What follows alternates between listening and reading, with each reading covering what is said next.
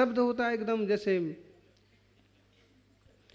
एक और सारे शब्द आ गए, गर्लफ्रेंड शब्द लो हैं। हमारे यहाँ एक शब्द ये चलता था प्राय करके, धर्म वाहन। धर्म वाहन का मतलब धर्म की बहन। अमुक लड़की को किसी कारण से, उसकी कमजोरी के कारण से, उसकी सहायता की दृष्टि से उसके भाई नहीं था इसलिए, और हमने बहन स्वीकार किया। और ऐसी धर्म बहन भी भाई बहन की तरह कैसा साथ निभाते हैं जीव, देखो। और ये आ गया एकदम रद्दी शब्द, गर्लफ्रेंड का मतलब क्या। ये शब्द इतना घटिया हो जाता है कई बार कि वो फ्रेंड की बजाय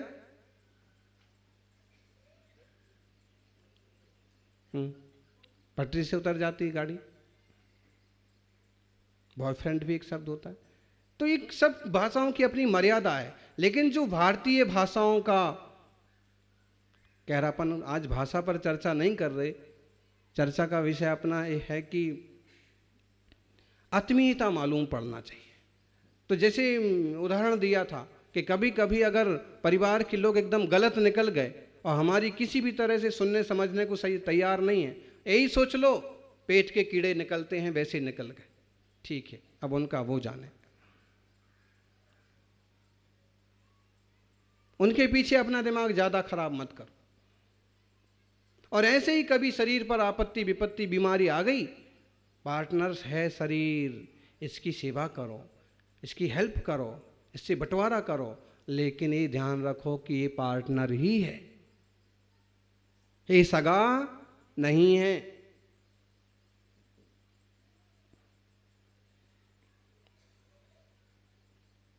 सज्जनों,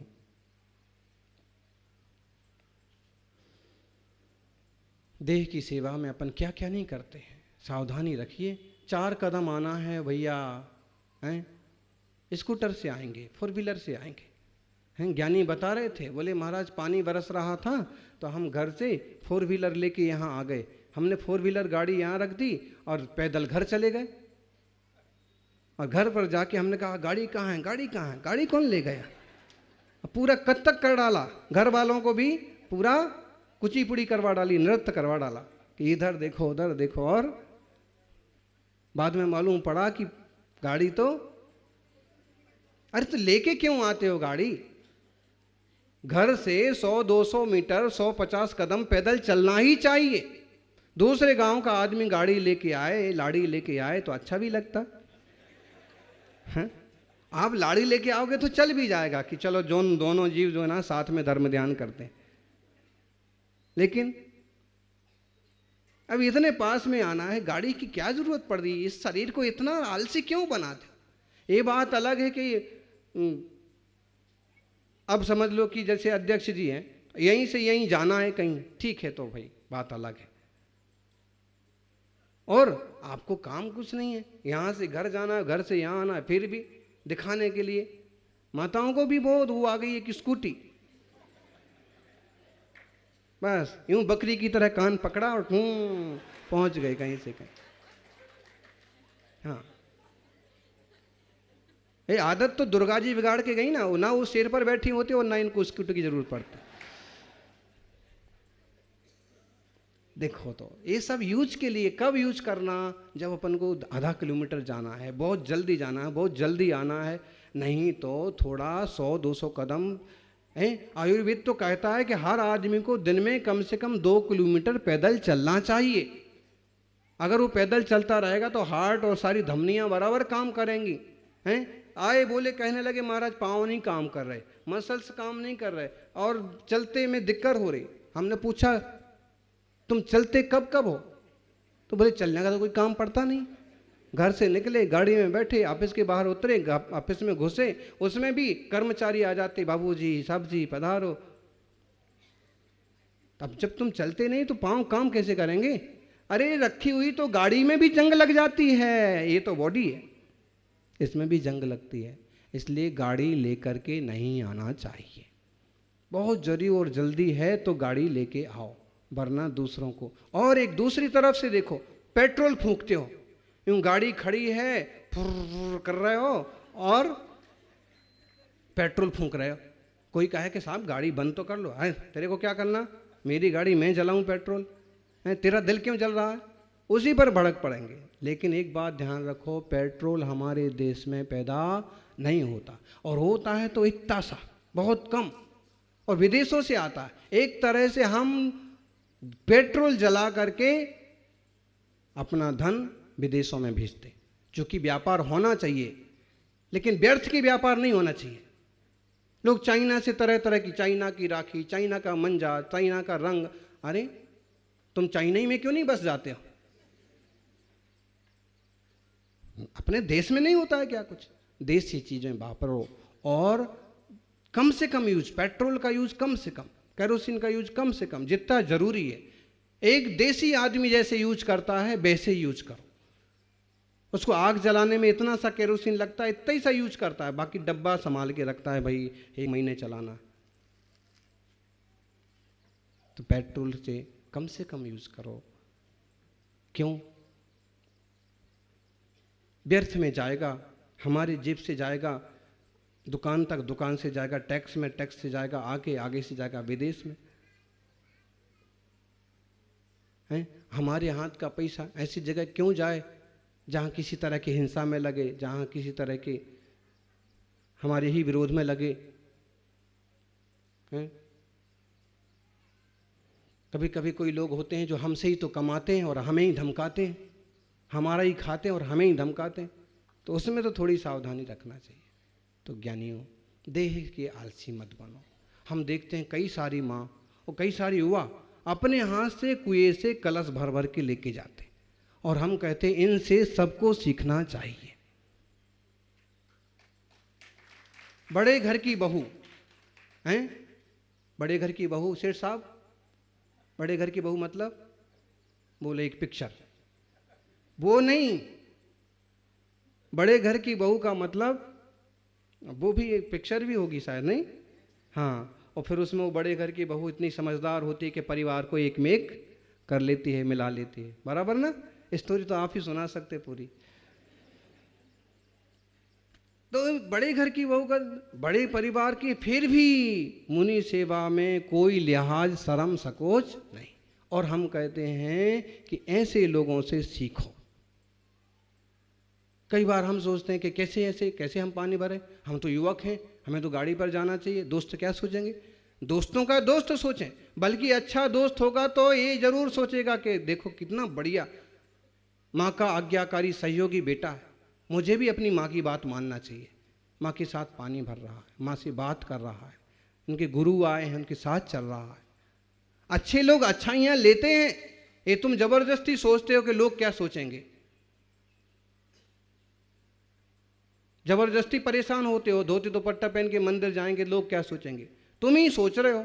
जाओ कभी और देखना, बहुत सारे दोस्त ऐसे भी मिलेंगे जो धन्यवाद देंगे, बहुत अच्छा तेरा घंटा सुबह का बहुत बढ़िया जाता। कोई खोटी बुद्धि का होगा, खोटा भी बोलेगा, क्या पंडित बन गया। जय बोलिए शांतिनाथ भगवान की।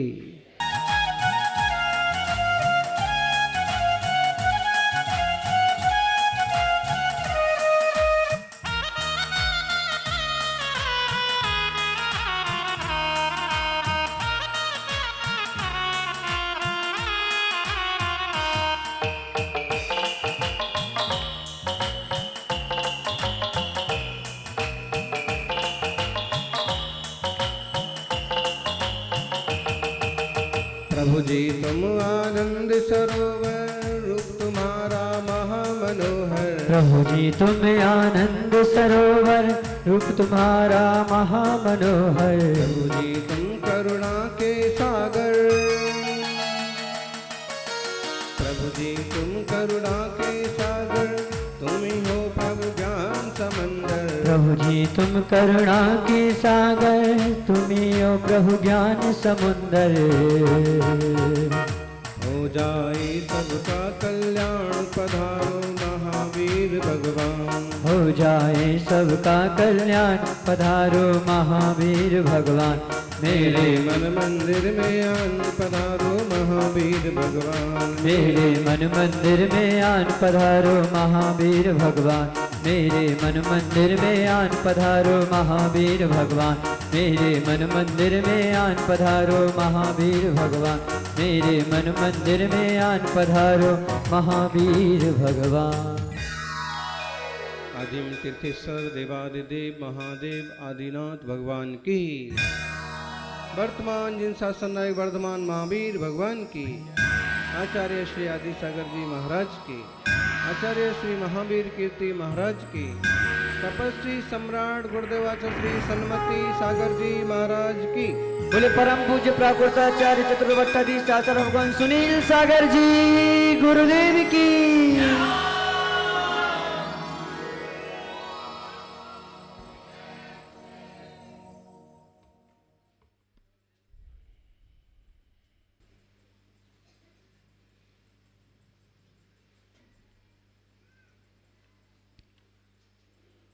जेन रागा विरज्येज्य जेन से एषु रज्यते जेन मित्ति पभावेज्य तमणानम जिन शासने।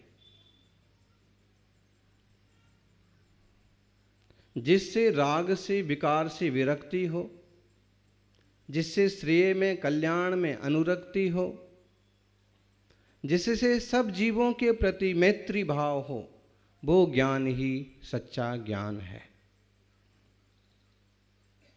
और ऐसा सच्चा ज्ञान हमें भारतीय ऋषि परंपरा से मुनियों से प्राप्त होता है।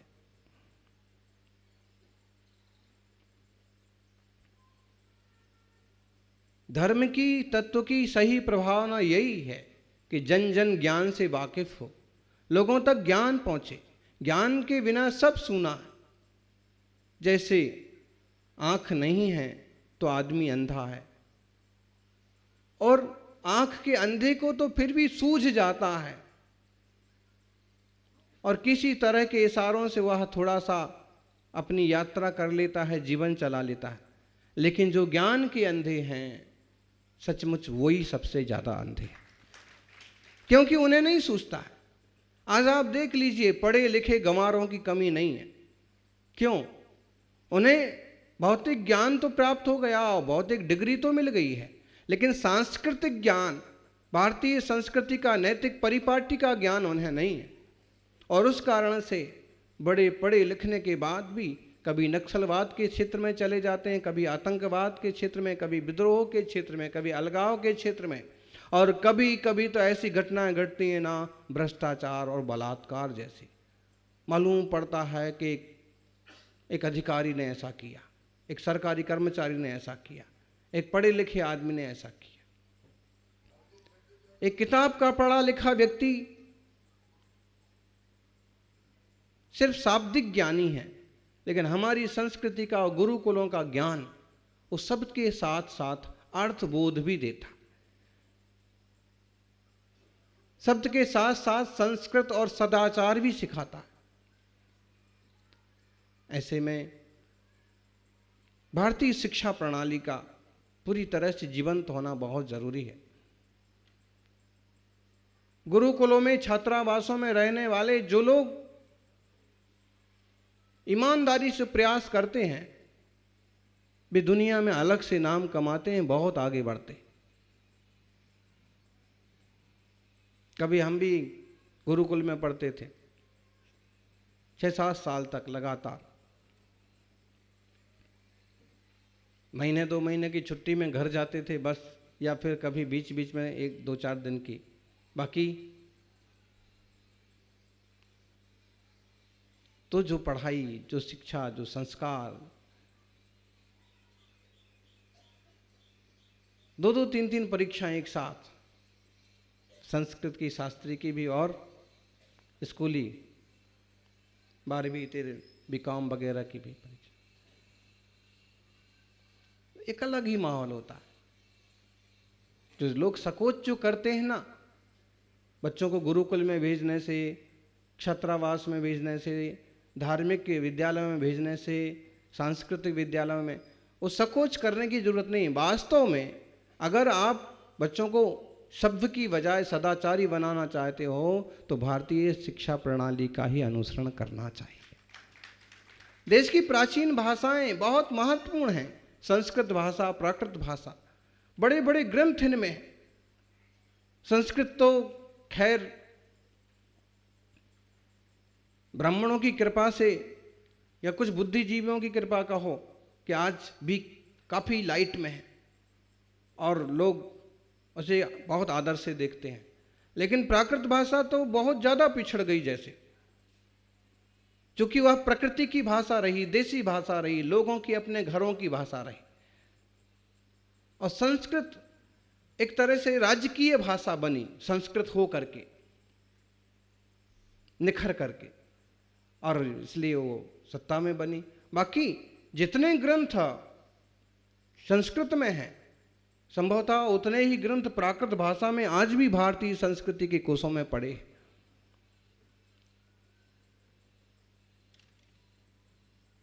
कविवर तुलसीदास जी ने मानस में एक जगह उल्लेख किया, जे प्राकृत महाकवि सयान है, उनने जो एक कहना चाहा है कि मैंने जो रचना की है इसका आधार वाल्मीकि रामायण तो लोग मानते हैं, समझते हैं, लेकिन उनने जो एक उल्लेख किया है कि प्राकृत भाषा के कोई कवि और उन कवियों का प्राकृत साहित्य का भी उन्होंने अभ्यास किया और उसके बेस पर रामचरितमानस रचा। उसके आधार से उन्होंने एक बहुत अच्छी रचना की। तो भाषाएं और लिपियां, आज बहुत सारे लोग देवनागरी लिपि भी नहीं समझ रहे, हिंदी भाषा तो छोड़िए, रोमन लिपि। हमारे संघ में एक ब्रह्मचारी हैं, वो हिंदी में कम लिख पाते हैं, रोमन लिपि में हमको लिख के देते हैं। मान लो भाषा हिंदी होगी, लिपि होगी रोमन, इंग्लिश।